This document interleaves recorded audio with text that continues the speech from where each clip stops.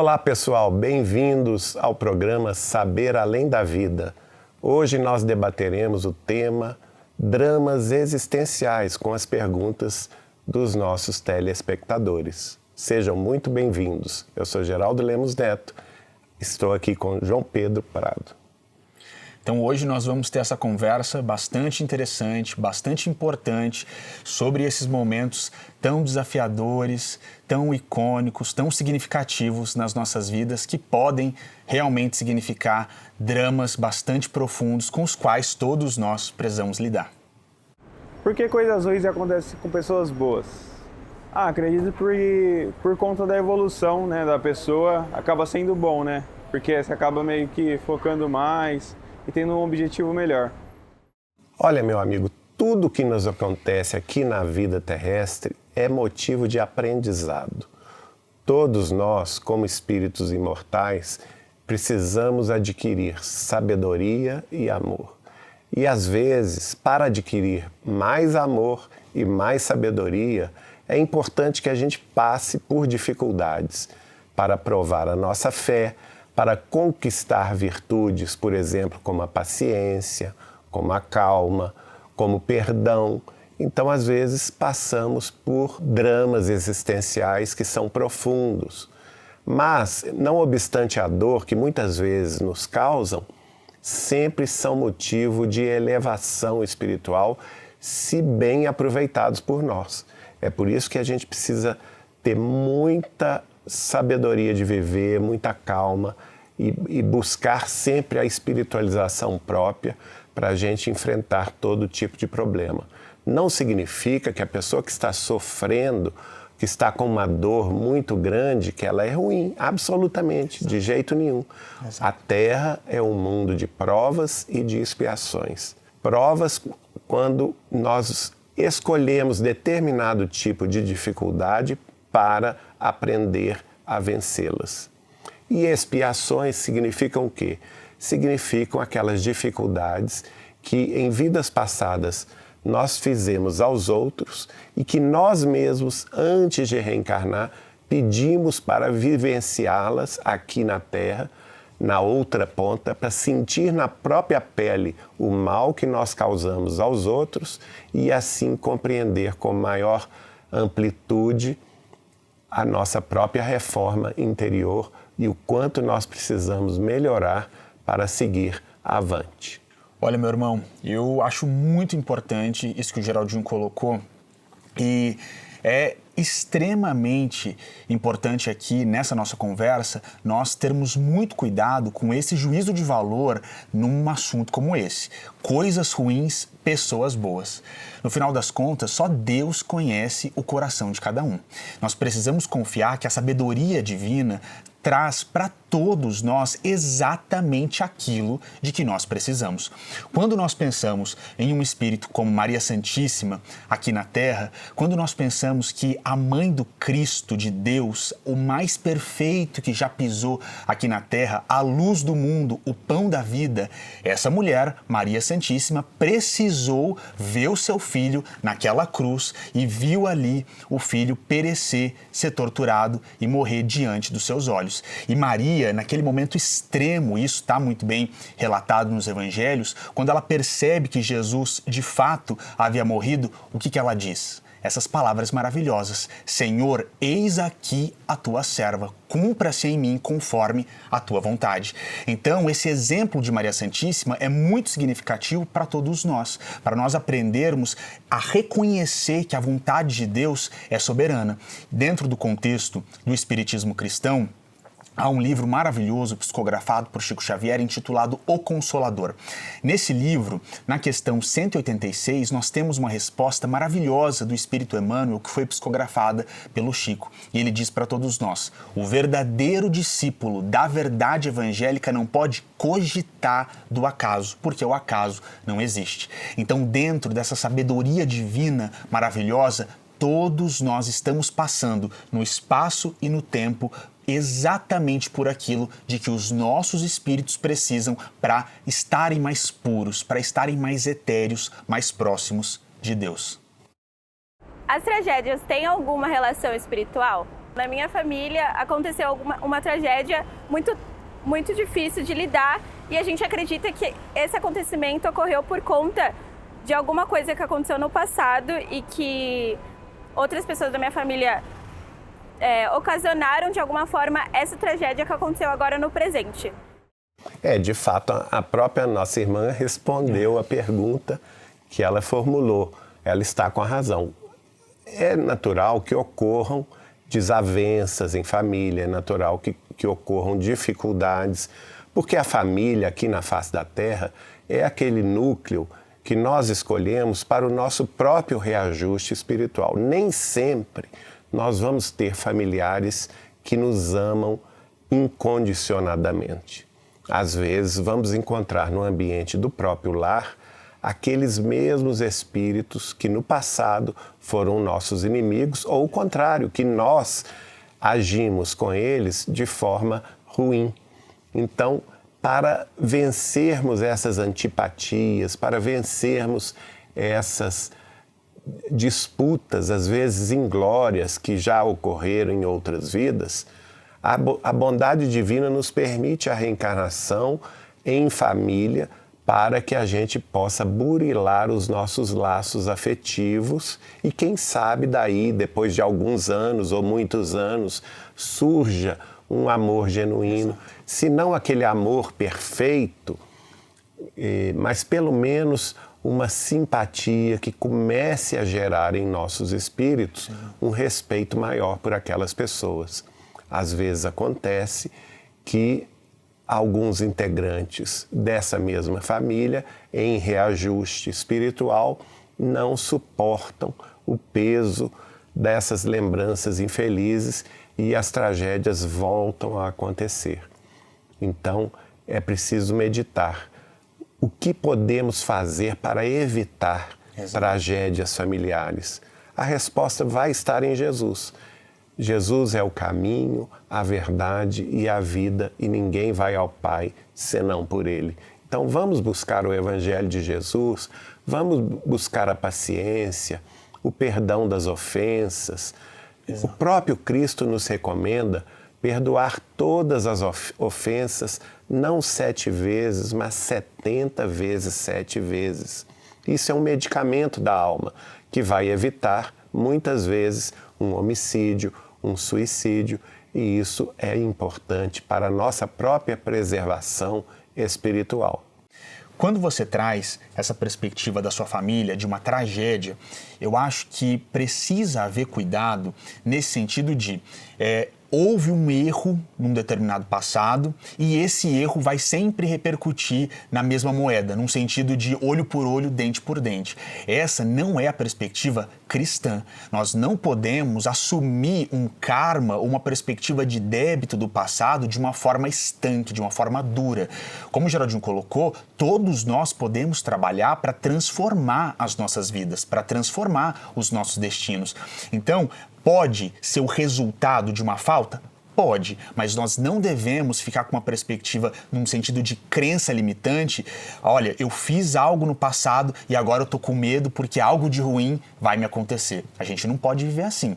A gente precisa pensar que com Jesus todo jugo é suave, todo fardo é leve e andando em conformidade com os postulados do cristianismo, nós estamos mudando o nosso karma, nós estamos mudando a nossa vida. E se possivelmente havia lá na frente uma tragédia a nos esperar, com um bom procedimento cristão, amando, servindo ao próximo, nós mudamos as nossas vidas e isso que nos esperava de difícil, de trágico, lá na frente pode não acontecer, porque os nossos espíritos já estão livres de qualquer necessidade da dor, da expiação, nesse sentido de tragédia que você coloca. Então é importante nós olharmos para o futuro com esse aspecto de otimismo e sabendo que nós sempre podemos construir construir um futuro melhor, um futuro mais feliz para nós mesmos e para as pessoas que nós amamos e que vivem conosco.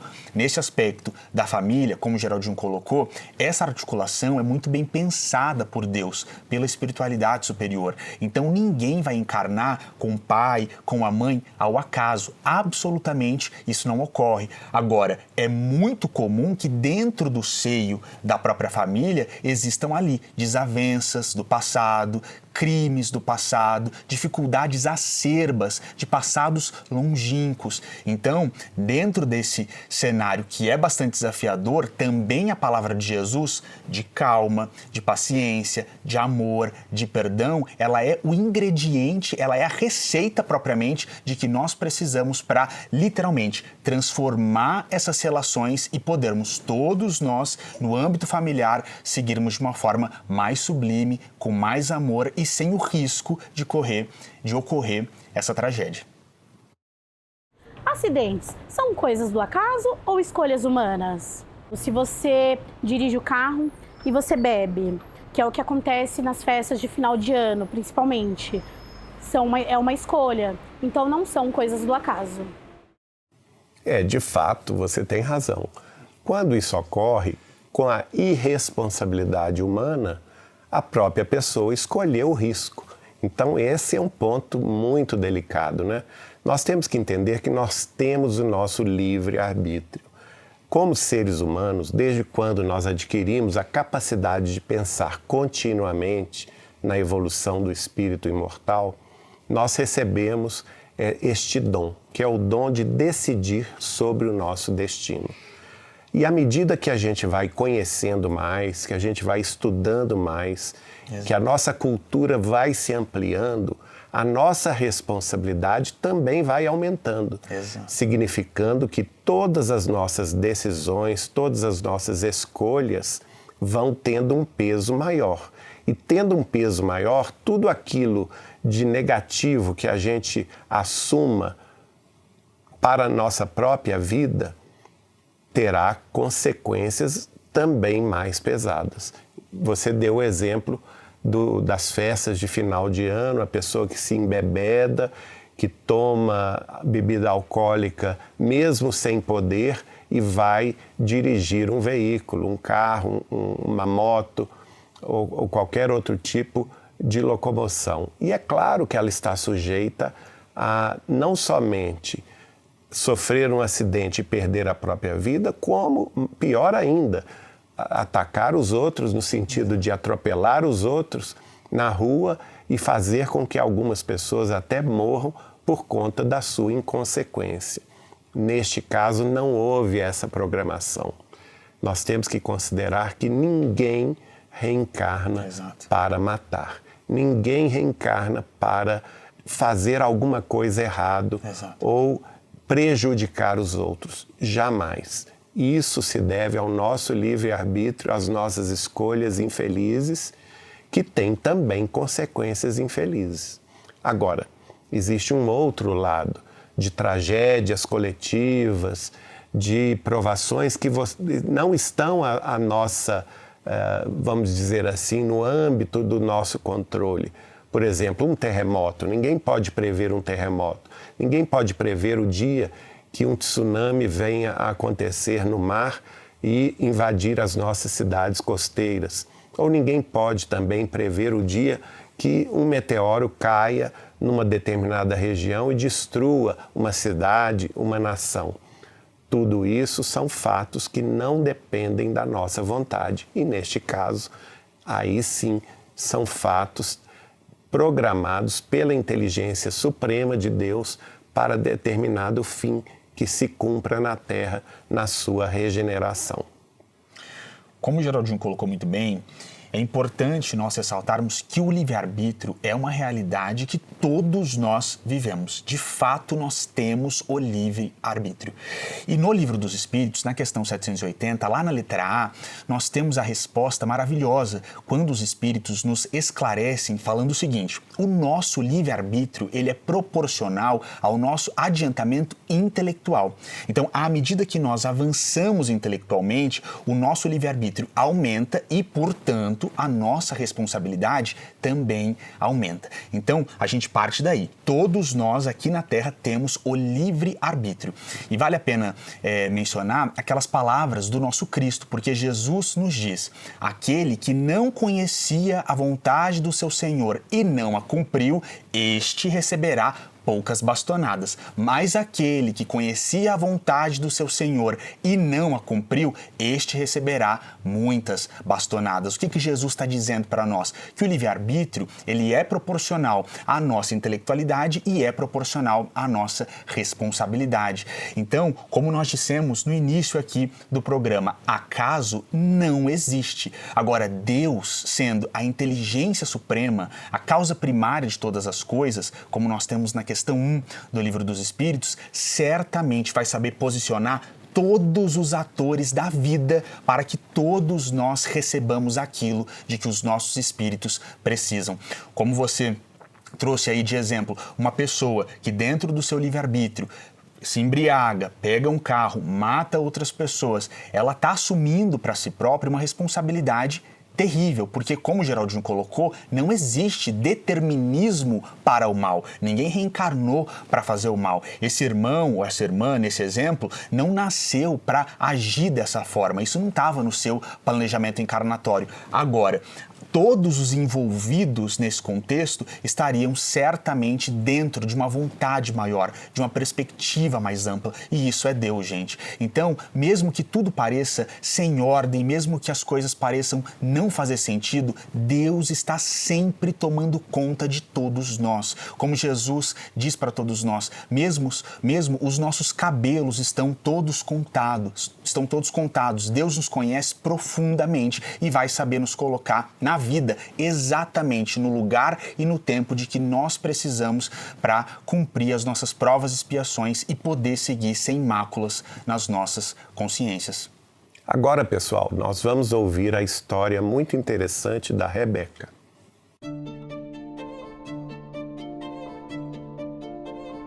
Me chamo Rebeca, sou enfermeira e trabalho com transplante renal. No meu dia a dia, eu acompanho muitos doadores de órgão que são pacientes em morte encefálica, que podem ser doadores.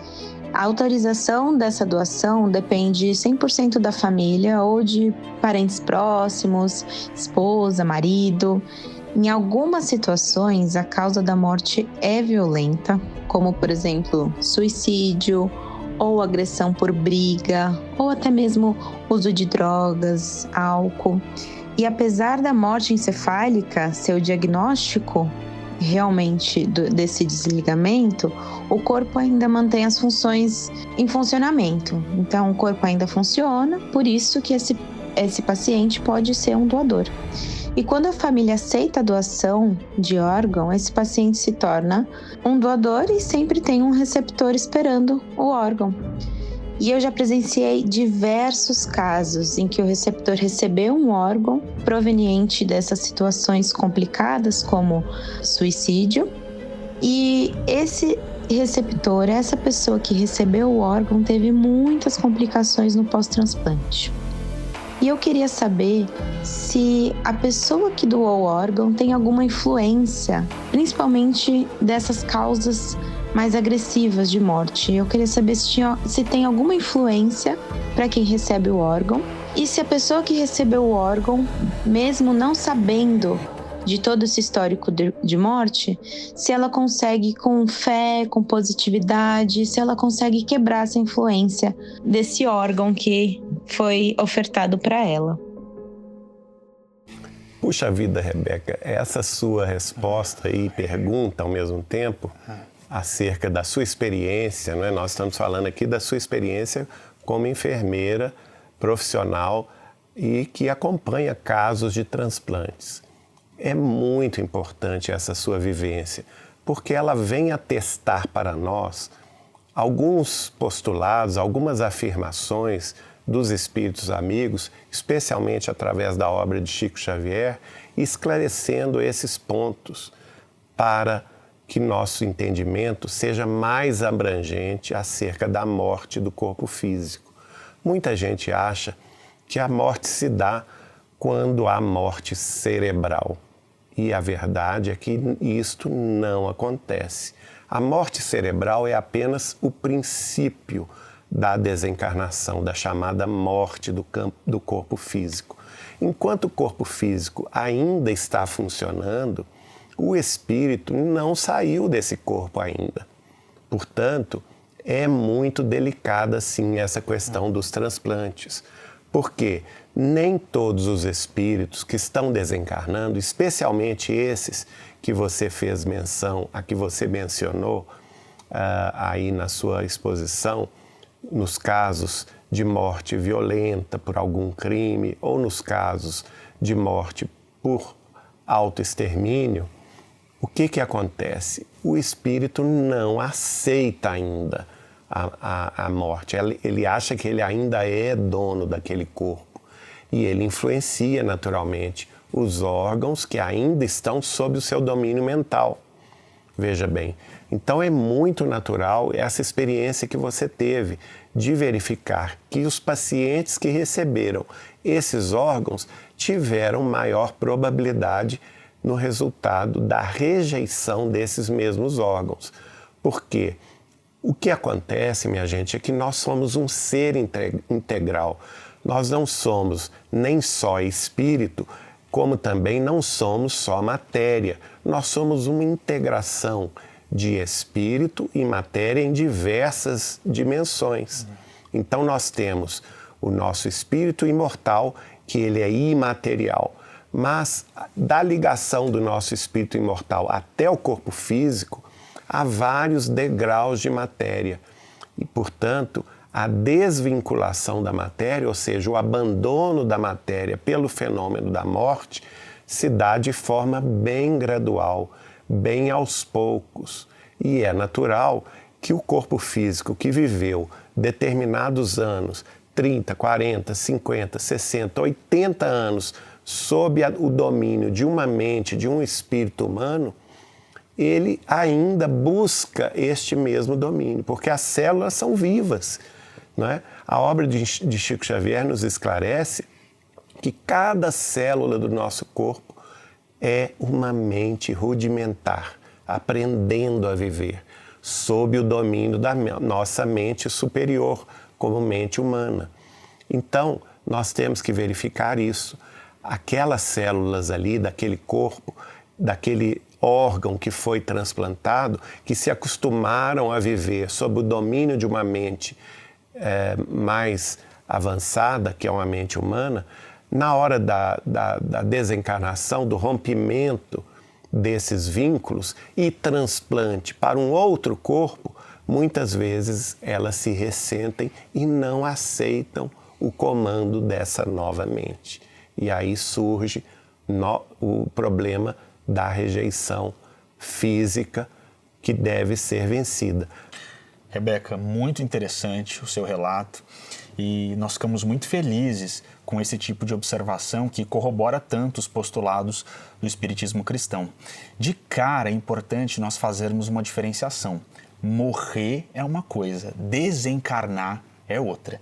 Muitas pessoas que estão aí passando pela morte do corpo físico têm mais dificuldade em desencarnar, ou seja, esse espírito sair propriamente do corpo, desligar do corpo, do que nós supomos. A desencarnação pode ser um processo muito difícil.